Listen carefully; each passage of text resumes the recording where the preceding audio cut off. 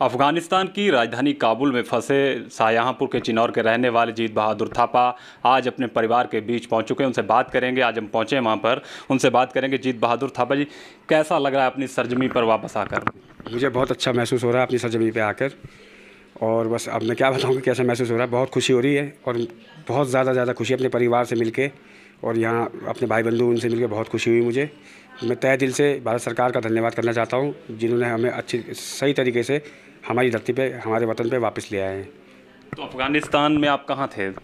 मैं सर काबुल में था, वहाँ काबुल बिल्कुल मैं राजधानी में था। वहाँ से थोड़ा मकरान पड़ता, 30 किलोमीटर वहाँ था काबुल से मकरान। तालिबान के जो लड़ाके थे, जो जिस समय वो काबुल में इंटर किए, घेराबंदी कर ली, वहाँ कब्जा कर लिया, कैसा क्या मंजर था वहाँ पर उस वक्त जो आपने माहौल वहाँ बिताया है? माहौल तो ये था कि पूरा अफरा तफरी हो गई थी। सब जितने झंडे अफगानिस्तान के जितने झंडे थे सब उन्होंने अपने घर से उतार लिए थे। टीवी हटा दी थी, डिश एंटीना लगे थे वो हटा दिए थे। मार्केट पूरी बंद हो गई थी, सुनसान हो गए थे। सब पुलिस वालों ने अपने हथियार डाउन कर दिए थे।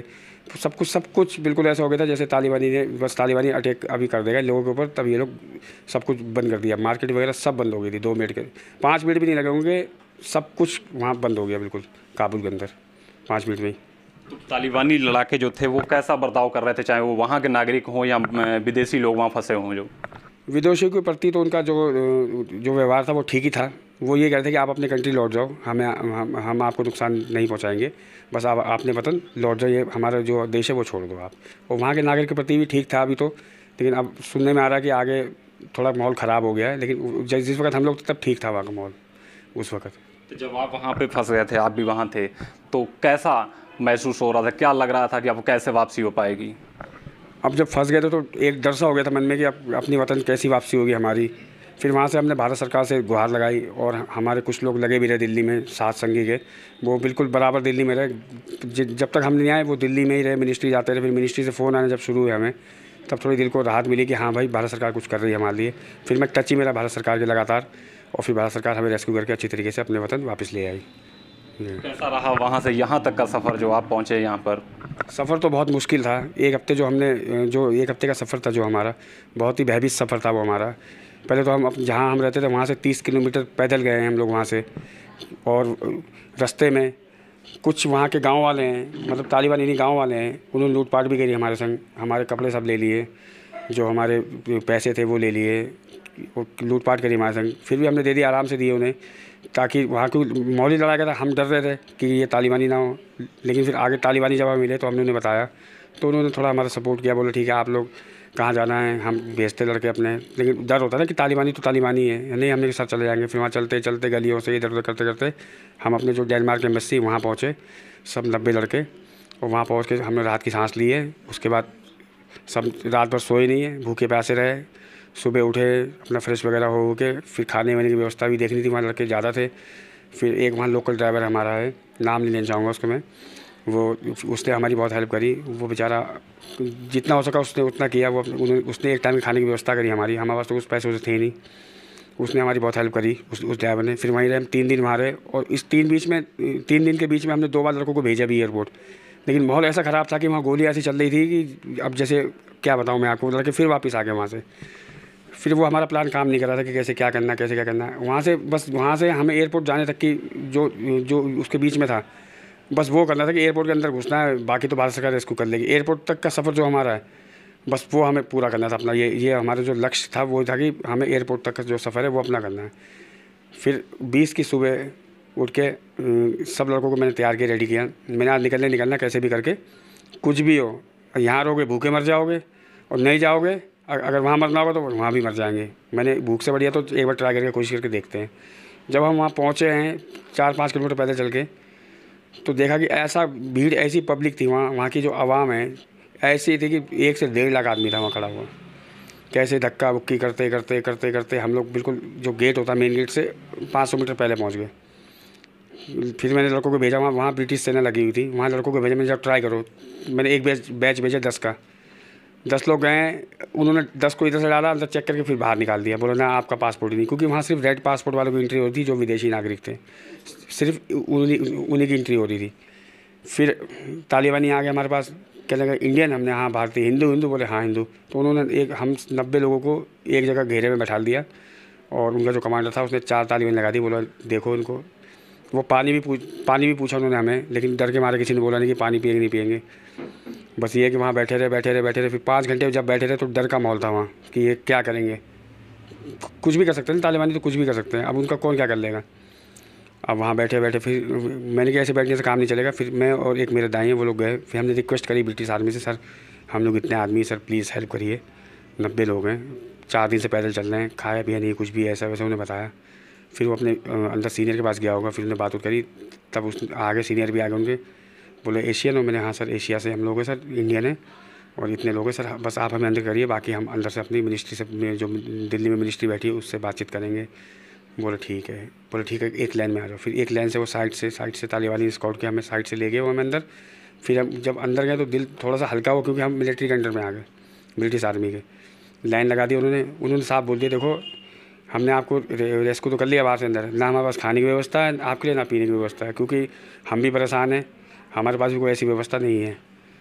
ठीक है मैंने सर आप अंदर कर दीजिए। फिर उन्होंने अंदर डाल दिया। वहाँ 2 रातें वहाँ रहना पड़ा हमें भूखे प्यासे। वहाँ जो खाना वाना था बहुत महंगा था, वहाँ लगभग 1200 रुपये का एक टाइम का खाना था, तो पैसे तो थे नहीं किसी के पास जो हम लोग खाना ना खाते।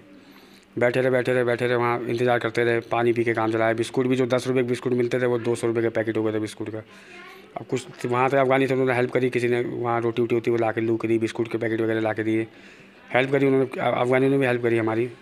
फिर उसके बाद नेक्स्ट डे डेनमार्क एम्बेसी के एक हमारे मिलने वाले हैं, वो आ गए थे, वहाँ कॉफ़ी पीने आए थे। तो उन्होंने देखा था कि आप लोग कैसे हो यहाँ, तो कि आपका भारत से कोई नहीं आया आपको। मैंने सर कार्रवाई चल रही है हमारी, अभी थोड़ा जो काम है वो लेट हो रहा है, लेकिन हमारी कार्रवाई चल रही है, आप हमारी एक हेल्प कर सकते हैं। बोले क्या। मैंने कहा बस आप हमें काया एयरपोर्ट के अंदर पहुंचा दीजिए। हम एयरपोर्ट से 500 मीटर बाहर थे, लेकिन सेफ़ थे। बोला मैं तो नहीं कर सकता, क्योंकि हम तो डेनमार्क वाले हैं, आप इंडियन हो। तो हमने बहुत ज़्यादा रिक्वेस्ट करी, सब लोगों ने रिक्वेस्ट करी, 90 आदमियों ने उनसे।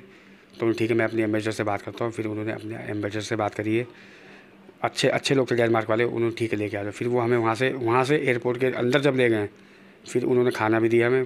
हमने बताया कि 5-6 दिन से खाना उन्होंने नहीं खाया। फिर खाना दिया, सबसे पहले बैठा के रिलैक्स हो जाओ कि हमारा जहाज़ आ रहा है, अगर आपकी सरकार अगर जहाज़ नहीं भेजती है, अभी नहीं उतर पा रहा आपका जहाज़ किसी कारणवश, तो हमारा जहाज़ खड़ा है, हम यहाँ से इस्लामाबाद जाएंगे और इस्लामाबाद से हम आपको अपने जहाज़ से, डेनमार्क के जहाज़ से दिल्ली छोड़ेंगे। तो फिर वहाँ मिनिस्ट्री से फ़ोन आ गया। मैंने बोला ऐसा कह रहे हैं डेनमार्क के एम्बेसडर वगैरह। बोले नहीं जी आपको यहीं रहना है, और हम आज रात में 2:30 बजे एयर इंडिया का वो जो हमारा जो एयरफोर्स का जहाज़ आपको रेस्क्यू करने आ रहा है, कि आप लोकेशन सेंड करिए अपनी। तो लोकेशन सेंड करी, वो तब भी नहीं समझ पा रहे थे कि लोकेशन क्या है, क्योंकि वो बाहर थे, हम अंदर थे, हमें मालूम है ना। तो फिर मैंने उन्हें एक मैसेज भेजा, मैंने सर जहाँ सब हेलीकॉप्टर उतर रहे हैं, जहाँ सब जहाज़ उतर रहे हैं, US के, तजाकिस्तान के, ब्रिटिश के, पाकिस्तान के, जो जहाज़ उतर रहे हैं, मैं वहाँ से 100 मीटर की दूरी पे ही हूँ।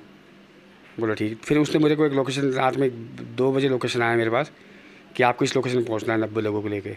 तो जब मैंने लोकेशन मैप खोला है तो मैप में दिखा रहा था जैसे हम यहाँ बैठे हुए थे, तो इस 100 मीटर पे ही वो जहाज़ खड़ा हुआ था, एयर इंडिया हमारा एयरफोर्स का। फिर वहाँ से डेनमार्क वाले उन्होंने और भी हमारा सहयोग किया। पहले वो लोग गए, उन्होंने कंफर्म किया कि हमारा नाम उस लिस्ट में है या नहीं, हमारे लिए जहाज़ आया नहीं आया। गए, मुझे बोला आप यहाँ थोड़ा स्टे करो, रुको आप।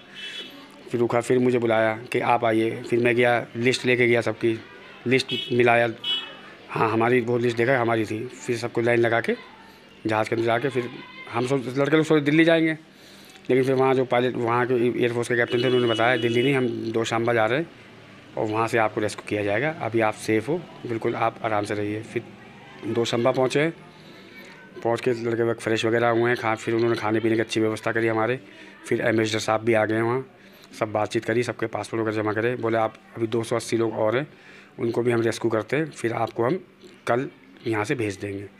हम ठीक है। फिर उन्होंने खाने की 3 टाइम के खाने की 4 टाइम खाना दिया, सुबह जैसे पहुँचे वैसे दिया, फिर 10 बजे दिया, फिर 12 बजे दिया, फिर शाम को दिया, फिर रात में दिया, आने से पहले। अच्छी व्यवस्था थी एयरफोर्स की, मैं दिल से एयरफोर्स का भी धन्यवाद करना चाहता हूँ, अच्छी व्यवस्था करी थी उन लोगों ने।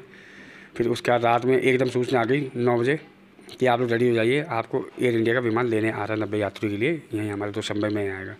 बस जब ये बात सुनी तो सब लोग खुश हो गए, बस सब तैयार हो गए, अपना सबने लाइन लगाई है, चेकिंग वगैरह कराई अपनी। उसके बाद बस एयरफोर्स ने हमें गाड़ी में बैठाला, अपने जहाज़ तक छोड़ दिया एयर इंडिया के। जी था। मीडिया में बातें चल रही थी कि 150 भारतीय जो हैं उनको वहाँ पर तालिबान के ने अगवा कर लिया है, क्या खबर थी वो एक अगवा नहीं किया था उन्होंने, ये था कि वहाँ जिस गेट में गए थे, नॉर्दर्न गेट में, वहाँ तो वहाँ भीड़ ज़्यादा हो रही थी, तो पब्लिक ज़्यादा थी तो तालिबानी उन्हें अपने साथ ले गए थे, बोले कि आप यहाँ आपका खिलौना ठीक नहीं है भारतीयों का। चलिए फिर वो तालिबानियों ने दूसरे गेट से उन्हें अंदर किया, मेरे हिसाब से अगवानी किया, क्योंकि उसमें 2-3 लोग मेरे साथ के भी थे। उनके आज सुबह फ़ोन आए थे तो मैंने उनसे जानकारी ली थी कि कैसे क्या हुआ। बोले नहीं जीत भाई, वो तालिबानी हमें ले गए थे और हमें अंदर पानी उनी भी दिया, रोटी भी दी है और हमें छोड़ दिया अंदर। वो भी पहुँच चुके हैं, वो भी कल सुबह ही पहुँचे हैं, वो लोग भी आ गए। जीत बहादुर जी की बहन है संतोषी जी, उनसे बात करेंगे। रक्षाबंधन कल था, भाई आज पहुंचा है, कैसा लग रहा है अब? हमारा तो रक्षाबंधन आज ही था, हमने आज ही सेलिब्रेट किया है और बहुत ही प्रसन्नता हुई है। इस खुशी को मैं शब्दों में बयान नहीं कर सकती हूँ कि कितनी प्रसन्नता मुझे हुई है और हमारे परिवार को हुई। हमारे रिश्तेदार और भाई के जितने मित्र थे वो सारे एक एक करके रिश्तेदार हमारे घर पर आ रहे हैं, सब मिलने आ रहे हैं भाई से, तो प्रसन्नता बहुत ज़्यादा है हम सबको।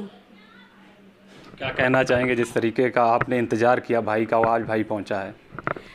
हमारे इंतज़ार को एक सही मुकाम पर हमारी सरकार ने पहुंचाया, क्योंकि मैंने सरकार से अपील की थी और सरकार ने हम सब की अपील को स्वीकार किया। उन्होंने जो उन्होंने कहा था उन्होंने कर दिखाया। अब मेरे भाई समेत तमाम भाई बंधुओं को सुरक्षित वतन वापसी करवाई। और मैं एक और अपील करना चाहूँगी सरकार से कि अभी और भी जितने भी भारतीय फंसे हैं अफ़गानिस्तान में, उनको भी ठीक उसी तरह जिस तरह ये सब वापस आए सुरक्षित, उनको भी उसी तरह सुरक्षित वापस निकालने का प्रयास करें। तो मैं उनके लिए बहुत बहुत आभारी होंगी। जीत बहादुर थापा जो कि आज घर पहुंचे हैं, रक्षाबंधन कल था, बहन ने आज राखी बांधी है। वहीं बहन संतोषी सरकार का धन्यवाद तो बोल ही रही है, साथ ही अपील कर रही है कि जो भारत के और भाई हैं जो वहां पर अभी फंसे हुए हैं, उनको भी सरकार जो है भारत वापस लाने का प्रयास करे। शाहजहांपुर से अमित के साथ सिमरनजीत सिंह, मिशन 24/7।